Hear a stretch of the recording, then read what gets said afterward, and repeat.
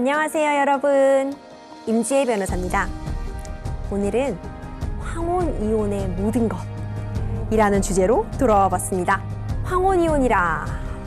여러분, 요즘 이혼하시는 커플 3쌍 중에 한 쌍이 황혼이혼이세요. 보통 결혼 생활이 20년 이상 지속되셨는데도 이혼을 하시는 경우, 그리고 보통 한 60세 이상의 그런 부부관계에서 이혼을 하시는 분들, 이를 우리가 황혼이혼이라고 하거든요. 왜 우리 TV에서 조론이란 말 많이 나오잖아요. 네. 조론을 소재로 한 예능도 뭐 나오고 있고, 조론이란 말이 많은데 결국 뭐 이혼 도장까지 찍은 게 황혼이혼인 거고, 도장은 안 찍은 게 조론인 건데, 그럼 과연 황혼이혼에 관해 어떤 법률들이 있는지, 법적으로 어떤 권리를 행사할 수 있는지 오늘 한번 저와 알아보도록 하겠습니다. 황혼이혼을 얘기하려면 일단 행복을 논해야 돼요. 당신은 행복하십니까? 저는 황혼이혼 상담을 하면서 항상 좀 가슴이 짠한 게, 저는 좀 어린 변호사 축에 들어가거든요.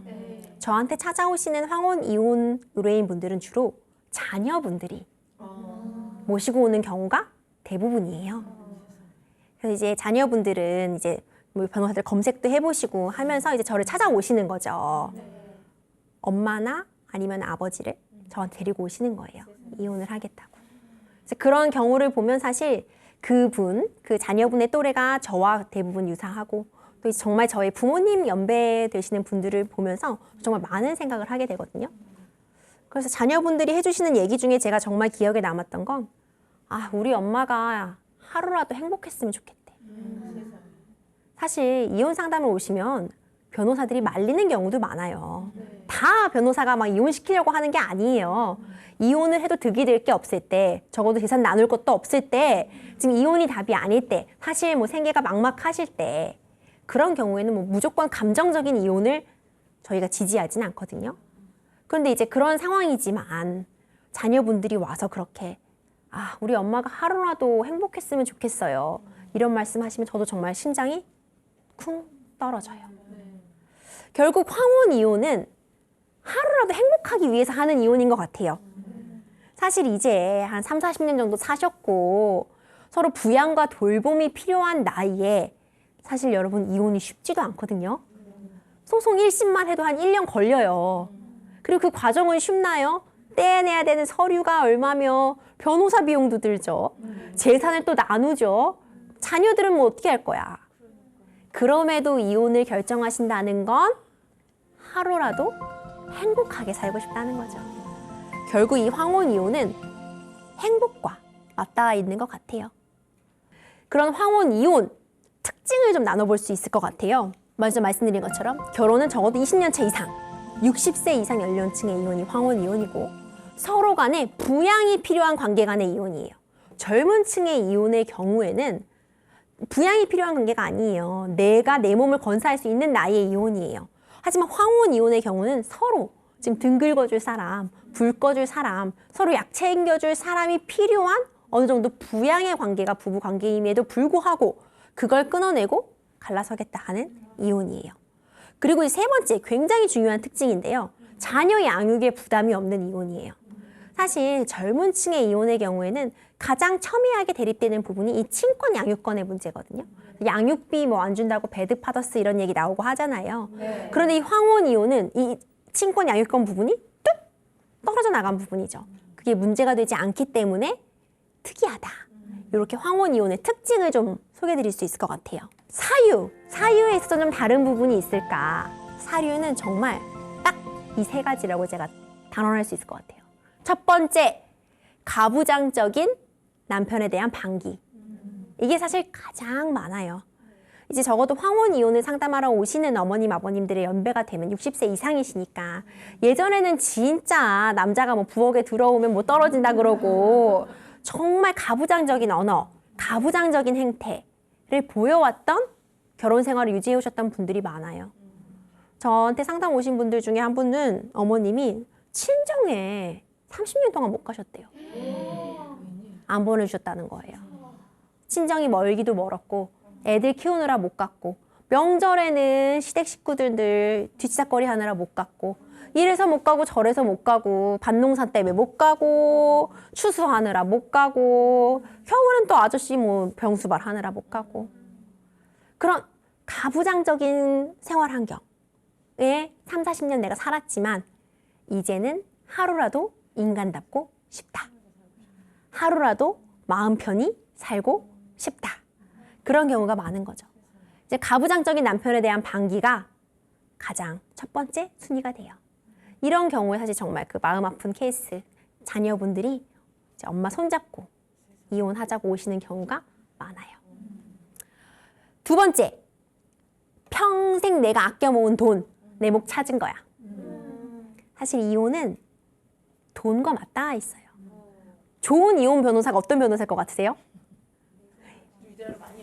정답! 돈 많이 받아다 주는 변호사.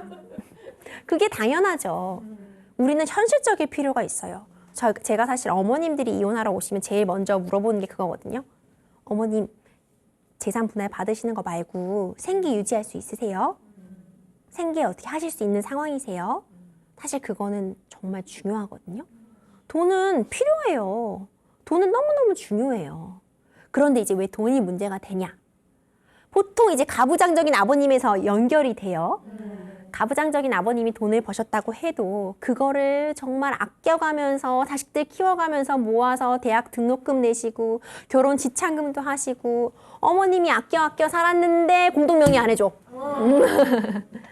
이런 경우 진짜 많으시거든요. 대부분 아버님들이 그러세요. 자기가 번 돈이시래요. 그 틀린 말이 아니에요. 근데 어머님은 거기에 대한 기여도가 없을까요? 어머님이 살림하시고 어머님이 자식 키워주시고 어머님이 한 푼 두 푼 모으신 돈으로 산 집이고 어머님이 한 푼 두 푼 모으신 돈으로 든 적금임에도 그게 다 요즘은 당연히 다 공동명의하고 요즘은 부부간에 좀 동등한 부분이 많이 올라왔는데 황혼이혼 같은 거 시작해서 뚜껑 열어보면 대부분 아버님 명의로 돼 있는 경우가 많아요. 그래서 또 이혼 안 하고 황혼이혼 상담 오셨다가 이혼 안 하고 돌아가시는 경우도 정말 많거든요. 그때의 묘약이 공동명의예요. 공동명의 받으시고 돌아가시는 어머님들도 많으세요. 나 억울해서 돈이라도 좀 줘야겠다. 내가 억울해서 이 집이라도 내 걸로 만들어야겠다. 이혼해서 내 목 줘. 오죽하면 어머님들 이혼하시겠어요. 진짜 안 주니까 그렇게라도 강제로 법원의 판결을 받아서 변호사를 사서라도 내 몫에 찾겠다고 하시는 거예요. 한 번 바람 피시는 분 없는 거 잘 알죠? 부부의 세계는 현실보다 순한 맛이에요. 현실은 더 매운맛입니다. 이게 정말 저는 너무 슬픈데 어머님이 이제 황혼 이혼 생각하시면서 오셔서 저한테 아이고 변호사님은 참 젊고 아직 팔팔한데 그때 내가 변호사님 또래 때 생각해보고 지금까지의 내 인생을 보면 한 번도 사랑받았던 적이 없는 것 같다. 제가 울었어요. 제가 사랑이란 단어에 약한가 봐요. 전 이혼 상담 오시는 분들 상담할 때 저도 우는 경우가 많거든요. 일단 감정이 동화가 되고 저도 아무래도 또 여자고 엄마다 보니까 감정이 동화될 수밖에 없는데 저희 어머님 또래 분이 한 번도 사랑받았던 기억이 없다고 말씀하시는데 그 마음을 너무 알 것 같아서 저도 같이 울었거든요. 한 번도 사랑받았던 것 같지가 않대요. 자꾸 바람 피시고 바람 핀 여자한테는 막 빵집 차려주시고 뭐 그러시는 분들 많아요. 근데 어머님들이 그때 참으신 거예요. 옛날엔 또 그게 참는 게 미덕이었고 안 참으면 안 됐나 봐요. 지금만 해도 이해가 안 가는데 참아오셨는데 버릇 못 고치시고 또 그러시는 거죠. 그때는 이제는 못 참겠다 하시는 경우가 많아요. 결국 이 세 가지인 것 같아요. 가부장적인 남편에 대한 반기, 이제 이렇게는 못 살아, 하루를 살아도 나답게 살 거야 하시는 경우가 하나. 두 번째, 야, 이 돈 사실 내가 모은 거야 여보, 알고 있어? 내 목 줘. 세 번째, 이제는 나도 안 참을래. 거기 가서 살아. 나한테 뭐 병수발만 들라는 거야? 이러시는 경우, 이렇게 세 가지로 이유를 좀 나눠볼 수 있을 것 같아요. 그러면 이제 가장 먼저 해야 되는 게 뭐냐? 먼저 생활비 계산. 제가 아까 말씀드린 것처럼 계산이 서야 돼요. 왜냐하면 이건 생존의 문제거든요. 일정 부분 자녀분들이 부양을 하는 경우도 계세요. 하지만 이제 자녀분들도 생활 빠듯하시잖아요. 다들 자식 키우고 한참 돈 벌면서 사는데 빠듯해. 자녀에게만 나를 의지할 수는 없다는 분들이 대부분이세요. 웬만하면 또 손만 안 벌리시려고 하고. 그러면 내가 적어도 내가 혼자 살 집을 구하는데 얼마, 다달이 관리비가 얼마 나오고, 내가 먹는 거, 입는 거, 친구들 만나고 좀 문화생활 즐기는데 쓰는 돈, 생활비 계산을 제가 꼭 해보시라고 말씀드려요. 그래서 자판을 퉁겨봤을 때 재산 분할 좀 받으시고 내가 적어도 정기적으로 앞으로 노년에 이 정도는 살 수 있겠다는 계산이 쓰시면 오케이. 그렇기 때문에 생활비 계산은 내가 해봐라. 두 번째, 퇴직금 연금 확인. 황혼이혼에서 어떻게 보면 가장 큰 쟁점이에요. 연봉금, 퇴직금 다 나눠 받으실 수 있는 거 알죠? 그 액수가 상당해요. 사실 그거 있으면 1번 문제가 해결이 되는 경우가 대부분이시거든요. 그래서 사실 어떻게 보면 황혼이혼은 황혼이혼이라는 특징 때문에 요즘과 좀 다른 예전에 아버님만 돈을 버시고 어머님이 주로 가정주부였던 이런 가정을 한정해서 말씀드리면 어머님한테 훨씬 유리하죠. 아버님은 연금도 어차피 반 뺏기실 거고 밥도 못 얻어먹게 되시는 상황이 오니까 미리미리 잘하시는 게 필요해요. 이런 강의를 듣고 좀 이제 황혼이혼이 그 맘 같지가 않구나 좀 아셨으면 좋겠어요. 퇴직금이랑 연금을 확인해 보세요. 반을 뚝 잘라 받아가실 수 있습니다. 세 번째, 가압류라는 게 있어요. 잡아두는 거거든요. 이게 꼭 제가 이렇게 찜콩 해두는 거라고 생각하시면 쉬운데 또 황혼이혼만의 또 특징이 잘 안 주시려고 하세요. 제가 아까 말씀드렸잖아요. 그 의사의 흐름이 이렇게 내려오는 거죠. 이건 내가 다 번 돈이야. 나는 가부장적이야. 너는 한 게 뭐 있어. 연결이 되면서 재산 못조로 되는 경우가 많아요. 그렇기 때문에 미리 약간 찜콩, 가압류를 걸어서 상대방의 처분을 못하게 하는 게 필요해요. 또 재판상의 특징이 있어요. 황혼이혼은 재판부에서 판사님이 쉽게 인정해 주시는 이혼은 잘 아니에요.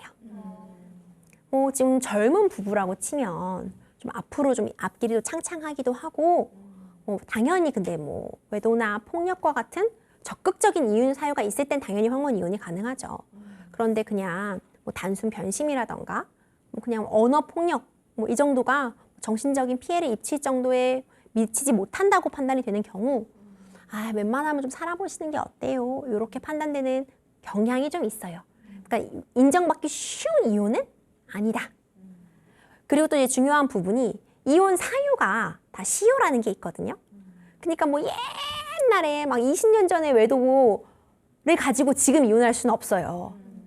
지금 외도하고 계시다면 이혼할 수 있는 거지만 예전에 사유를 가지고 끄집어서 사실 그러면 증거도 없어요. 황혼이혼의 특징이. 어머님들이 증거 같은 거 잘 마련 못 해놓으세요. 요즘은 사실 이혼 상담을 오시게 되면 이혼 상담을 받았다는 것도 알리지 말고 차분히 증거를 모으시라고 저는 사실 말씀을 드리거든요. 어떻게 보면은 좀 슬픈데 저도 말하면서 항상 슬픈데 지금 외도 사실을 알고 계신 거 절대 티내지 마시고 평소보다 더 잘해주세요. 이렇게 말씀드리거든요. 이기려면 좀 슬프죠. 그 말을 하는 저도 슬픈데 이제 그 어머님들의 경우에는 증거를 하나도 못 갖고 오세요. 근데 어느 정도 증거, 뭐 폭언이나 폭행이나 그런 부분에 대한 증거가 있어야지.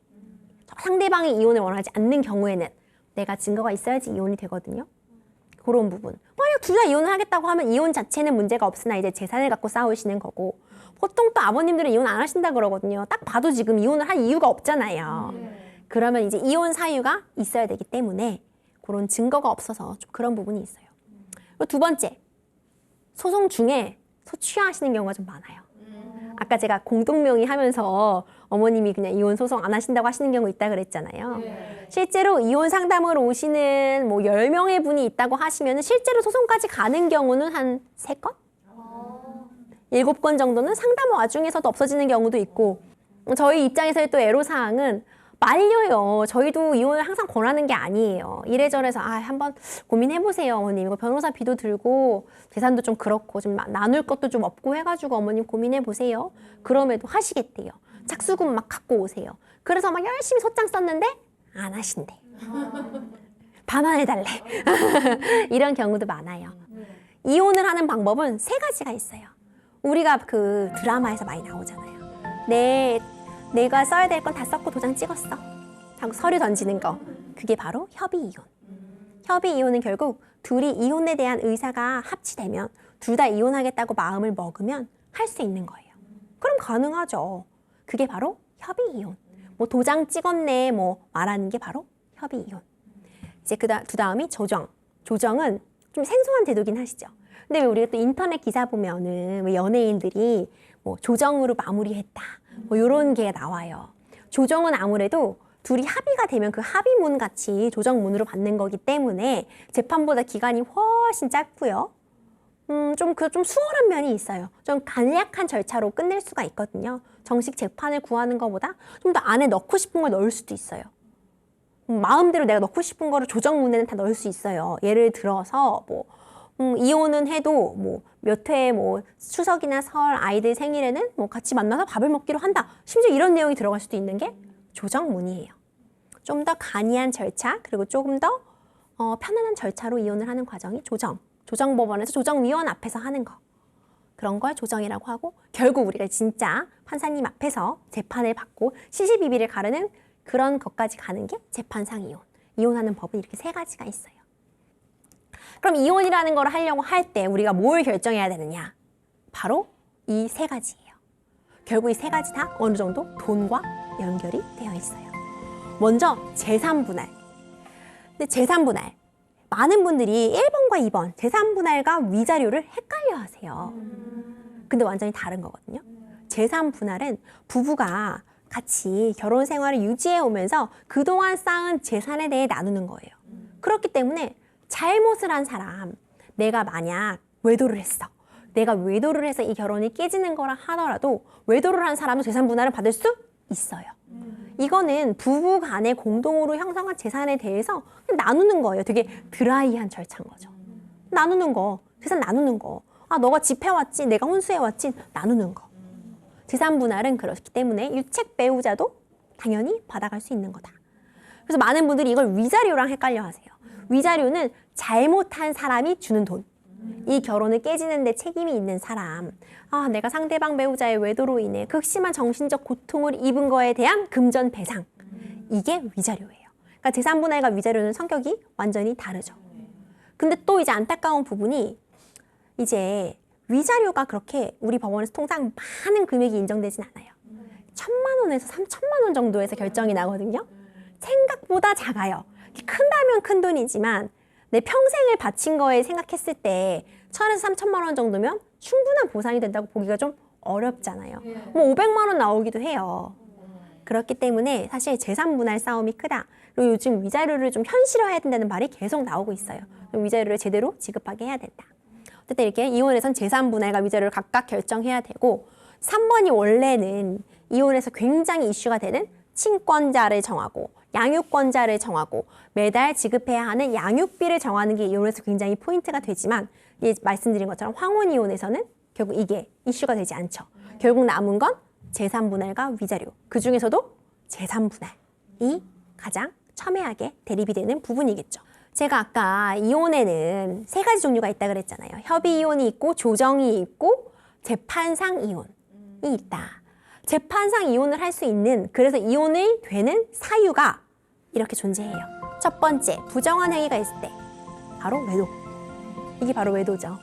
부정한 행위가 있을 때. 두 번째, 악의로 다른 일방을 유기한 때. 의무를 다하지 않은 거예요. 집에 막 안 들어오고 뭐 어디서 언제 집에 왔는지 기억도 안 나시고 생활비도 안 주시고 방치한 거죠, 가족을. 유기하면 당연히 부부로서의 의무를 다하지 않은 거기 때문에 이혼 사유가 되죠.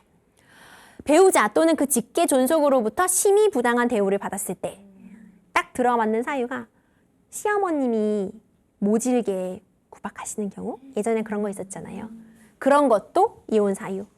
뭐 시부모님이 뭐 아들을 못 낳는다고 구박하시는 경우, 그런 거 다 존속으로부터. 직계 존속이 배우자의 부모님 의미하거든요. 그 윗세대, 직계 비속은 그 아랫세대. 직계 존속으로부터 심히 부당한 대우를 받았을 땐 이혼 사유가 됩니다. 그 다음, 자기의 직계 존속이 배우자로부터 심히 부당한 대우를 받았을 때 그쵸? 이제 내 엄마, 내 아빠를 욕하는 경우. 그러니까 거꾸로 부인이 시어머니에 대해서 제대로 부양도 보양도 하지 않으면서 막 구박하거나 심지어 막 폭행을 행사하는 경우도 있거든요. 그런 경우 당연히 이혼 사유 됩니다. 그리고 이제 배우자의 생사가 3년 이상 분명하지 아니할 때 어디 갔는지 모르겠어. 이혼 사유 인정해 줘야겠죠. 마지막이 사실 이 6호가 가장 많이 쓰이는 사유기는 해요. 기타 혼인을 계속하기 어려운 중대한 사유가 있을 때 결국 혼인이 파탄났다는 거예요. 여러 정황들을 합쳐져서 결국 봤을 때 가부장적이고 권위적인 아버님의 태도가 30년간 지속되면서 어머님은 정신적 고통을 받으셨고 돈도 다 아버님만 쓰시면서 혼인을 계속하기 어려운 중대한 사유가 발생했을 때가 이제 황혼 이혼에서 많이 쓰이는 이혼 사유가 됩니다. 결국 그래서 제가 황혼 이혼은 중요한 게 뭐라 그랬어요? 재산 분할이 중요하다고 했잖아요. 근데 황혼 이혼만의 또 재산 분할의 특징이 있어요. 원래 통상의 재산 분할은 다음과 같은 걸 기준으로 기여도를 정하거든요. 쉽게 말씀드리면 우리 부부 공동 재산이 10억이 있다. 나눌 게 10억이다 했을 때 부부 간에 기여도라는 걸 나눠요. 예를 들어서 3대 7. 이제 뭐 부인의 기여도가 3이다. 아버님의 기여도가 7이다. 이러면 10억을 3억 대 7억으로 나눠가는 거예요. 그럼 당연히 내 기여도를 높이면 좋겠죠. 상대방의 기여도를 낮추고. 그래서 결국 5대 5로 맞추는 게 좋겠죠. 자, 그럼 그걸 기준으로 한번 보시면 재산 분할의 기준은 다음과 같아요. 결혼 연차를 고려해요. 내가 지금 신혼이혼이다 이러면 사실 나눌 만한 게 없겠죠. 뭐 지금 뭐 같이 이룩한 재산이 없으니까. 그렇기 때문에 이렇게 볼 수 있겠죠. 만약 집을 누가 해왔다면 그 집은 사실 그 사람이 가져가는 게 맞겠죠. 그 집에 대한 기여도가 아직 나에게 없으니까. 통상 이거를 뭐 결혼 연차의 기준으로 3년, 18년, 뭐 20년 이렇게 나누는데 당연히 황혼 이혼의 경우에는 이 결혼 연차가 풀로 채워진 거예요. 이 경우에는 웬만하면 다 어머님들의 기여도가 인정될 수밖에 없어요. 처음에 집을 누가 해왔는지가 좀 중요하지 않아. 그 집은 이미 무너져서 옛날에 무너졌거든요.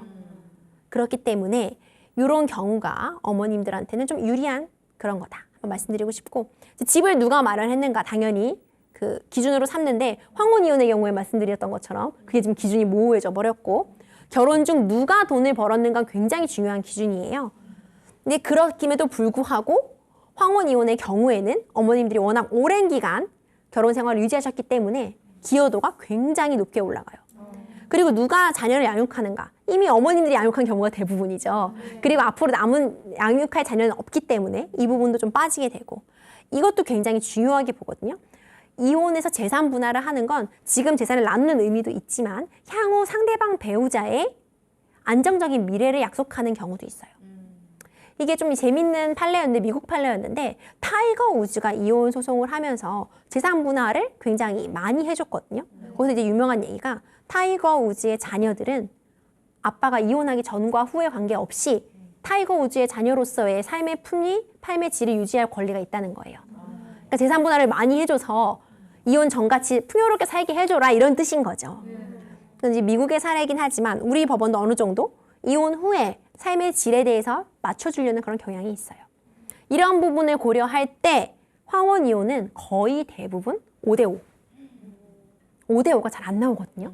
왜 요즘 뭐 그냥 뭐 웬만하면 5대 5다 하는데 그렇지 않아요. 5대 5 인정받기 쉽지 않은데 황혼 이혼의 경우에는 워낙 어머님들이 결혼 생활을 오래 하셨기 때문에 재산을 같이 쌓아오신 게 맞죠. 그렇기 때문에 5대 5가 많다. 그럼 재산 분할의 대상이 뭐가 되냐 이거 좀 궁금해하실 것 같아요. 뭘 나누냐? 혼인 중에 공동으로 형성한 재산. 집 산 거 당연히 들어가죠. 예금 들어가죠. 주식 들어가죠. 아까 퇴직금 연금 다 들어갔다 그랬잖아요. 같이 번 재산 다 들어가요. 그럼 이제 빚도 같이 나누냐? 이런 거 물어보세요. 어떨 땐 O, 어떨 땐 X예요. 예를 들어서 부동산 구입을 위해서 받은 대출이 있어. 그건 들어가야 맞겠죠. 재산에 딸려 있는 거니까요. 그리고 공동생활을 위한 빚이 있어요. 부부는 일상가사에 대해 서로 대리권이 있다고 해서 내가 같이 먹고 내가 같이 생필품 구입하고 내가 같이 사는데 드는 비용은 같이 되는 게 맞거든요. 근데 그게 아니라 내가 혼자 쓴 채무, 내 혼자 대박빚 이런 거는 그 사람 빚이에요. 그런 건 갈라져 나옵니다. 개인 채무는 빠져나온다. 특유재산이라는 게 있어요. 내 재산. 이거 예를 들어서 부모님으로부터 상속받은 재산 이런 거 들어가고요. 뭐 애초에 집을 뭐 누가 뭐 시어머님이 해줬다거나 이런 경우에 증여받은 재산, 상속받고 증여받은 재산, 부부 일방이 명의로 갖고 있는 이 재산은 특유재산이라고 하는데 특유재산은 원래 재산분할 대상이 안 돼요. 제가 말씀드린 것처럼 신혼이혼의 경우에는 당연히 그러면 상대방께 되겠죠. 상대방 명의 재산이니까. 하지만 상대방 배우자가 그 상속받은 재산의 유지와 증식에 기여를 했다면 그때는 재산분할 대상에 들어오는데 우리 황혼이혼의 경우에는 아까 말씀드린 것처럼 예전에 받은 재산이 이미 내가 열심히 살림하고 육아하면서 한 푼 두 푼 모은 것과 더해져서 지금의 재산이 되었기 때문에 특유 재산도 내가 유지 증가에 기여했다는 것만 인정이 되면 들어오세요. 그런 게 좀 특징이 있고요. 퇴직금, 연금 다 들어옵니다. 다 들어옵니다. 다 들어옵니다. 퇴직금, 연금 다 들어옵니다. 퇴직금 날짜 계산하셨다가 이혼하시는 경우 있어요. 퇴직금이나 연금 같은 경우도 결국 왜 그게 들어오냐? 퇴직금이라는 건 제가 회사를 다닐 때 임금 중에 일부가 쌓여 있는 거예요. 그렇기 때문에 그 임금을 받기 위해서는 부인의 기여도가 있을 수밖에 없었죠. 정상적인 회사 생활을 유지할 수 있게 살림해 주셨기 때문에 황혼 이혼의 경우 퇴직금 들어오고요. 연금도 마찬가지 개념입니다. 연금에는 이제 뒤에 살펴보겠지만 조건이 붙지만 어쨌든 기본적으로 다 재산 분할 대상이 된다. QA 재밌는 시간을 한번 해보려고 해요. 아까 이건 답이 나왔죠. 유책 배우자도 재산 분할을 청구할 수 있나요? 네. 우리 부부의 세계 드라마 재밌게 보셨죠? 남편이 나쁜 사람이잖아요. 그 사람은 사실 빨개 벗겨서 내쫓았거든요. 근데 사실 현실은 그렇지 못해. 화가 나지만 유책 배우자도 정당하게 재산은 받아간다. 다만 그 기여도에 있어서 차이가 있을 뿐 재산 분할은 받을 수 있다. 유책 배우자는 위자료를 줘야 하는 거지만 재산 분할은 받아간다는 거. 그러니까 어떨 때 상담 오시면 막 분해하시는 경우가 있어요. 저 사람한테 왜 줘야 되냐고. 근데 그래도 주셔야 한다. 이건 알아두셔야 될 것 같고요. 그 다음. 그럼 위자료는 항상 받을 수 있나요? 아니요. 아니에요. 이혼했다고 위자료 항상 받을 수 있는 거 아니에요. 위자료는 상대방이 잘못을 하고 이로 인해서 내가 진짜 상처를 받고 정신적으로 손해를 입었다는 게 입증이 돼야지 위자료가 인정이 돼요.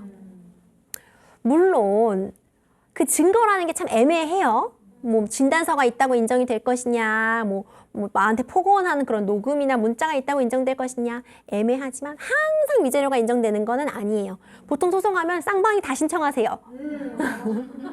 다 신청하세요. 서로 위자료 달래. 그런 경우가 대부분이긴 한데 위자료가 나오시는 경우도 있지만 항상 받을 수 있는 돈은 아니라는 점 명심해 주셨으면 좋겠고요.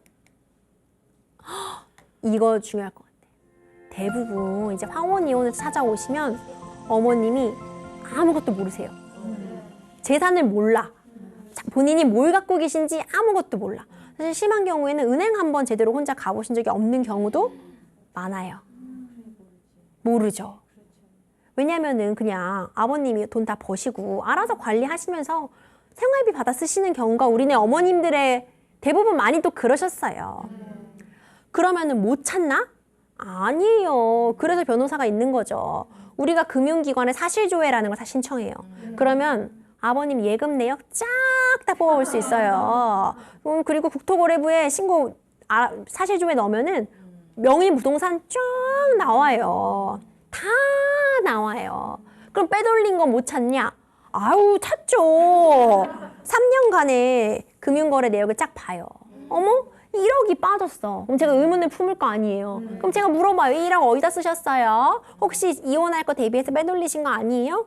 소명하지 못하시면 1억은 들어와요. 이런 재산 찾을 수 있습니다.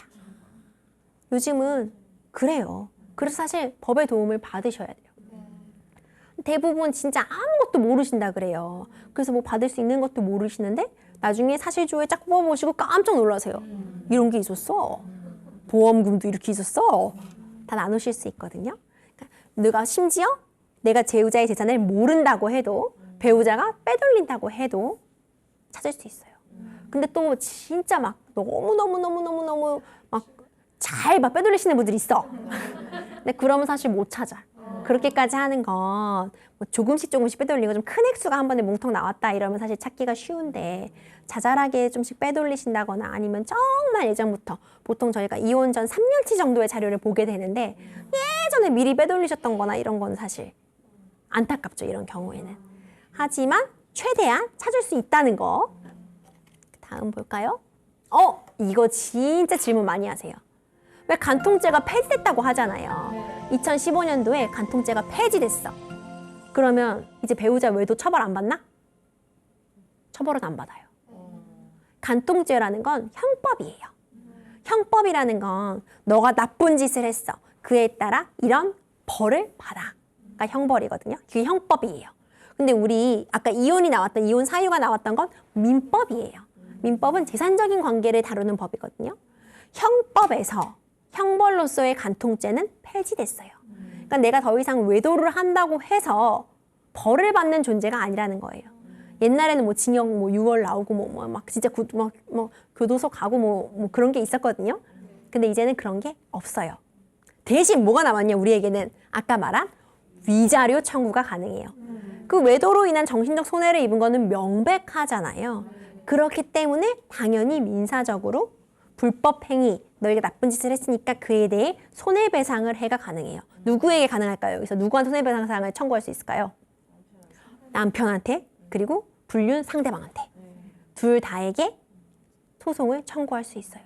실제로 이걸 많이 하시는 게 좀 화가 나시는 경우 있잖아요. 그럼 외도 상대방한테 이 소송 딱 제기하고 나면은 좀 액수가 좀 있고 하면은 이제 판결문에 나와요. 판결문에 이 사람이 누구랑 유부남 누구랑 바람을 펴서 이런 나쁜 짓을 해가지고 내가 이거에 대한 정신적 손해를 구한다는 게 판결문에 딱 나오면 그걸 받는 것만으로 좀 위안을 받으시는 경우가 있고, 이제 예외적인 상황에서 압류의 재산이 없고 이러면 마지막에는 임금을 압류할 수 있거든요. 그럼 이제 직장에 망신 주신다고 이런 거 시도하시는 경우 많이 계세요. 이렇게라도 좀 분이 풀리면 하셔야 되는 거 아닐까? 그렇게 민사적인 방법으로 위자료 청구로 해결을 할 수가 있는데, 아까 문제 말씀드렸죠. 위자료 액수가 그렇게 많지가 않아요. 1,000에서 3,000. 그렇기 때문에 결국 그것도 배우자와 외도한 상대방 합쳐서 그 정도 나오는 거기 때문에 그걸로 다 이게 피해가 전부가 되냐. 그래서 요즘 이걸 좀 높이자 이런 얘기가 있고, 다만 이 간통죄가 있던 시절보다 조금 더 좋아진 건 그 외도에 대한 인정이 좀 너그러워졌어요. 그러니까 외도에 인정해주는 증거가 예전에는 막 진짜 막 모텔에 경찰이랑 같이 막 그런 시기가 있었대요. 제가 이제 활동하기 이전의 시기엔 진짜 막 카메라 들고 가고 막 아수라장이었대요. 막 증거 자료도 진짜 못 볼 걸들 많이 보고. 요즘은 자기야 이런 카톡 내용, 뭐 어느 정도 뭐 놀러 다닌 영수증들, 뭐 이 정도의 기록 정도. 애칭을 부르고 서로 좀 뭐 그런 연인 간의 호칭에서 나타나는 그런 연인 간의 대화를 한 정도의 정황이 인정되면 외도를 인정해주고 있어요. 아무래도 간통죄 때보다는 훨씬 좀 그게 폭이 넓어졌다는 거죠. 그건 좀 바람직한 태도인 것 같아요. 다음 보죠. 자, 이것도 어머님들 진짜 많이 물어보세요. 그렇게 각서를 받아두셔. 각서가 막 이만큼씩 뭉텅이가 나와요. 대부분 그런 각서의 내용이 이런 거예요. 내가 또 한 번 뭐 도박에 손을 대면 즉시 이혼해주며 집을 뭐 너의 명의로 한다. 각서. 내가 또 한 번 바람을 피면 그때는 내가 미련 없이 이 집을 나가며 이 집은 너의 것으로 하며 미안하고 사랑하고 고맙고 미안하고 사랑하고 고맙다. 그 미안하지만 한 번만 용서를 해주면 막 혈서로 쓰시는 분도 있어요. 이거는 반성문이죠. 이거를 반성문이죠, 반성문. 이게 효력이 있을까요? 어떻게 보면 세모. 왜냐하면 이런 각서는 협의 이혼을 전제로 한 거예요. 그러니까 내가 또 한 번 도박을 하면 협의 이혼을 해줄게라는 뜻이에요. 내가 또 한 번 바람을 피면 이 집을 너에게 주고 협의 이혼을 해줄게. 그럼 당장 어머님이 오케이 콜 한 다음에 바로 그때 바람 폈어 오케이 이혼할게 하고 가져갔으면은 효력이 있죠. 그걸 가지고 어느 정도 협의 이혼을 하시면 되는데 대부분 안 그러시죠. 각서는 왜 킵하시잖아요, 어머님들이. 차곡차곡 쌓아두셨다가 10년쯤 모아서 각서를 이만큼 가져와서 이제 이거대로 이혼할래요 하면 재판상 이혼에서는 이게 증거가 되지 않는 거죠. 물론 정황 증거가 되죠. 이렇게 아버님이 계속 괴롭혀서 내가 지금 자필로 이렇게 각서를 받아놨다는 그런 당연히 참작 사유는 되지만 그대로 이혼이 되는 건 아니에요. 왜냐하면 이제 재판은 다시 시작되는 거니까. 그러니까 각서가 사실 반성문인 건데 법적으로는 효과가 있다고 말하기도 어렵고 없다고 말하기도 어려운. 하지만 이것만으로도 각서 받았으니까 나는 이제 뭐 걱정이 없다. 이건 절대 아니에요. 다음 볼까요? 우울증 진단서. 요즘 이게 약간 기계적으로 발급받으시는 경우가 있어요. 아무래도 필요하신 분들은 받으셔야 돼요. 정신적으로 피해가 있는 경우가 너무 많아요. 저도 사실 상담 연결해 드리는 경우가 굉장히 많거든요. 변호사 사무실에 오셔서 어머님, 아버님들이 이혼 관련해서 얘기를 터놓는 것만으로도 힐링이 되신다는 분들이 많아요. 하지만 전문적인 상담은 정신과에 가서 받으시면 더 좋잖아요. 우울감이나 말 못할 고민, 요즘 그런 거 정말 많잖아요. 당연히 내가 치료가 필요하다면 정신과에 방문하시고 우울증 진단서 같은 거 떼놓으시는 게 맞죠. 그리고 실제로 진단서가 법적으로 어느 정도 효력을 발휘해요. 정신적 피해 보상을 구하는데 이렇게 힘들었다는 걸 증명해 줄 수 있는 자료가 되죠. 하지만 필요하다면 치료를 받아야 되는 거지 안 아픈데도 뭐 가서 받아놓으실 그런 문서는 아니에요. 이게 지금 황혼 이혼에 결정적인 역할을 끼치는 건 아니다.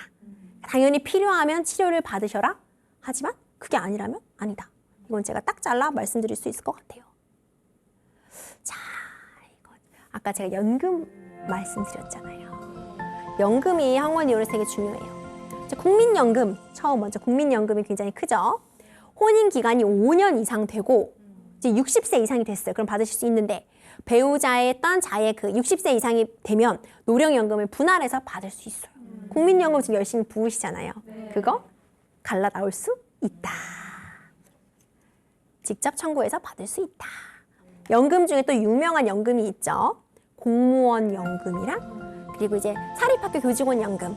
그래서 비슷한 건데 이것도 역시 나이만 다르지 혼인 기간이 5년 이상 되고 그럼 황혼 이혼의 경우 대부분 충족하시죠. 이제 배우자가 이제 65세 이상 되면 분할해서 받으실 수 있어요. 연금 많이 문제가 되죠. 군인연금도 마찬가지예요. 앞에 두 개 국민연금이랑 공무원연금, 사립학교 교직원연금은 이제 아내분이 직접 신청해서 받으실 수까지도 있어요. 그런데 이제 군인연금의 경우에는 직접 수급은 안 돼. 하지만 재산분할에 들어오기 때문에 상대방한테 이제 지급 안 하면 상대방이 나눠주기로 했는데 지급 안 하면 청구할 수 있어요. 강제 집행해올 수 있어요. 결국 다 받을 수 있다는 거죠. 재산분할 얘기 들어보시면은 우리 아버님들이 이혼하셔야 될까요? 말아야 될까요? 그래서 조론이 생겨나는 거예요. 저는 약간 이것도 좀 슬퍼요.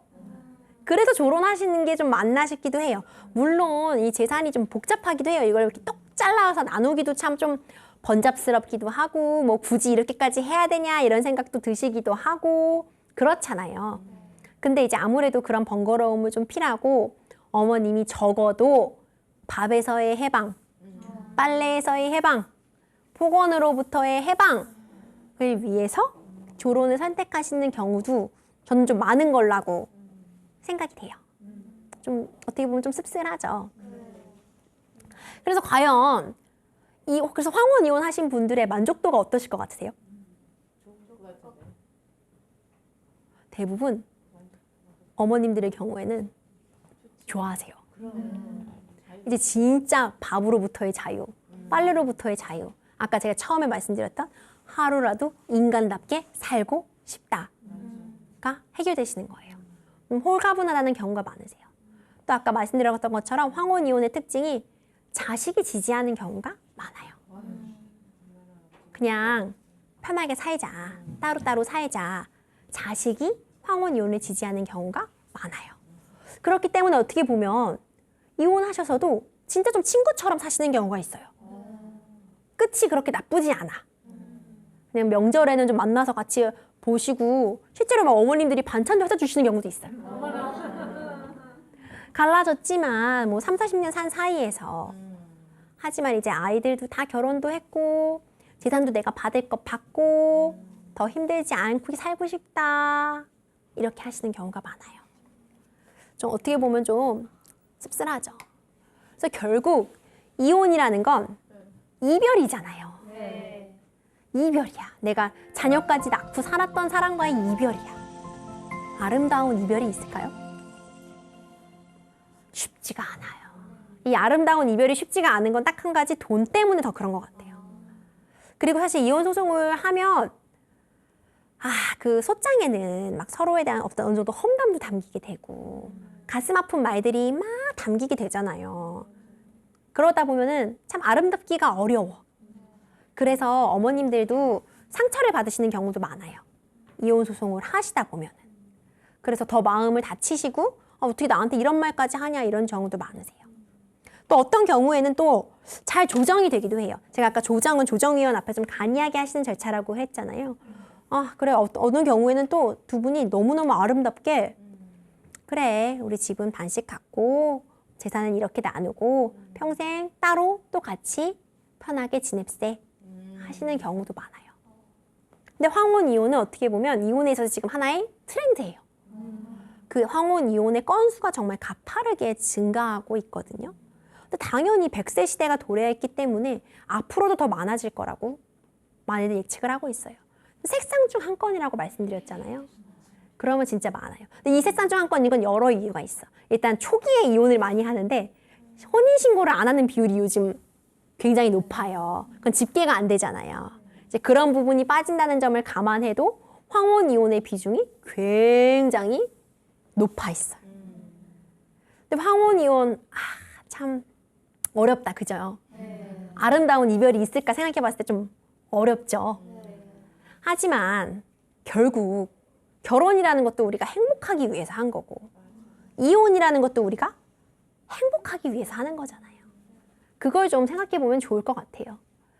이런 시선들이 좀 있어요. 이제 황혼 이혼 한다 그러면 주변에서 이제 어머님 아버님들이 그런 걸 막 부끄러워하세요. 사람들이 막 뭐라 그랬대. 그냥 살지. 그 나이에 뭐 그렇게까지 하냐 이렇게 자꾸 한다는 거예요. 근데 가장 가까운 자녀들이 제가 인정하는 경우가 많다 그랬잖아요. 그리고 사실 내가 중요하지 누가 중요해. 저는 상담 오시는 분들 보면 그런 생각 많이 해요. 그래도 그렇게 나쁘게 이별하는 걸까 이게? 그래도 이 정도면 아름다운 이별 아니야? 혼자 좀 이렇게 위로해드리는 경우 있거든요. 그리고 항상 더한 경우도 많아요. 어머님 괜찮아요. 이 정도 소장에 쓰신 거는 별거 아니에요. 더한 경우도 많아요. 해드리긴 하거든요. 그래서 저는 아름다운 이별을 만들기 위해서 저는 나름 노력하는 사람이에요. 그래서 기왕 이별을 하신다면. 그래서 오늘은 이렇게 우리가 황혼 이혼에 대해서 좀 살펴봤어요. 이혼이라는 제도, 이혼은 협의 이혼이 있고 조정 이혼이 있고 재판상 이혼이 있다는 점 살펴봤고 이제 그런 이혼에서 중요한 게 뭔가? 돈, 재산 분할 받는 거, 위자료 받는 거, 그리고 원래는 친권 양육권, 그리고 양육비가 중요한데 황혼 이혼의 경우에는 결국 재산 분할과 위자료다 설명드렸고 재산 분할에는 다 들어온다 설명드렸잖아요. 그리고 중요한 게 뭐였죠? 부인의 기여도가 5대 5다. 이거 진짜 대단한 거예요. 보통 그냥 젊은이들 이혼해서는 5대 5 잘 어려워요. 맞벌이 한다 그래도 쉽지 않은데 만약 또 예를 들어서 좀 특이한 경우에는 어머님이 막 가게 운영하시면서 혼자 생계 다 짊어지고 오신 경우 많아요. 그럴 땐 당연히 7대 3, 8대 2 나와요. 어머님이 더 많이. 그런 부분. 위자료는 생각보다 짜다. 그리고 또 중요한 부분. 배우자의 외도. 과거에 15년 전의 외도로 지금 이혼할 수 있다 없다? 없다. 지금 외도하시면 당연히 할 수 있다. 대신 증거를 잡아라. 증거를 잡는 거는 필요하다. 문자 메시지 같은 거 캡처하시고 요즘 블랙박스가 그렇게 증거로 많이 쓰이거든요. 그런 부분 증거는 필요하지만 외도로는 이혼할 수 있고 대신 그럴 때 위자료. 간통죄는 없지만 우리가 청구할 수 있는 건 민법적으로 민사적으로 위자료를 청구하라. 이 정도 가이드를 드릴 수 있을 것 같아요. 이혼을 안 하면 좋겠지만 요즘 진짜 이혼이 흠인 세상이 아니에요. 아니면은 갈라서야지. 같이 하는 게 고통이 되면은 제가 앞선 시간에 소통에 대해서 말씀드렸잖아요. 부부간의 소통에 대해서 얘기를 했죠. 말이라는 게 얼마나 중요하냐면 말이 정말 사람을 죽이기도 해요. 소통이 안 될 수가 있어. 아무리 내가 노력해도 안 되는 경우가 있어요. 그때는 이게 그냥 저 사람이 성격이 그래로 치부하는 문제가 아니에요. 그때는 그건 폭행이야. 말로 사람을 때릴 수가 있어요. 더한 상처를 남길 수가 있어요. 그렇기 때문에 그런 경우에는 사실 갈라서는 게 정답이죠. 그럴 때는 이혼을 하셔도 된다. 그리고 이혼을 두려워하시지 말라. 이렇게 법률적으로 다 도움을 받으실 수 있고 내 권리를 행사할 수 있기 때문에 두려워하시지 말라. 많은 분들이 변호사를 찾아오세요. 언제 찾아오냐? 문제가 골물 대로 굼고 악화될 대로 악화되고 제가 나서도 어떻게 해주실 수 없을 때 변호사를 찾아오세요. 근데 변호사를 언제 만나야 되는 것 같냐? 먼저 지금처럼 이런 강의를 들으시고 미리미리 만나셔서 이 정도의 기초적인 법률 지식을 갖고 계셨더라면 겪지 않아도 될 어려움을 겪는 분들이 너무 많으시거든요. 법은 전문가만 알거나 아니면 진짜 어려운 내용이 아니에요. 내가 나를 지키는 도구가 되고 내가 지켜야 하는 질서일 뿐이거든요. 그래서 이런 오늘 같은 강연을 통해서 내가 나의 권리, 나를 지킬 수 있는 무기가 되는 법률에 대한 지식을 좀 갖고 계시면 좀 일상생활을 하는데 좀 도움이 되실 거라 그렇게 생각합니다. 이혼 필요하다면 하셔야 돼요. 두려워하지 마시고 이혼을 하실 필요가 있다면 하셔도 됩니다. 그리고 그게 더 나를 나답게 하고 인간답게 하는 길이라면 저는 그 길을, 그 이별을 응원하려고 합니다. 오늘 이렇게 긴 시간 강의 들어주셔서 정말 감사드리고요. 좀 황혼 이혼에 대해서 조금이라도 좀 정보를 알아가셨으면 좋겠습니다. 여러분 감사합니다.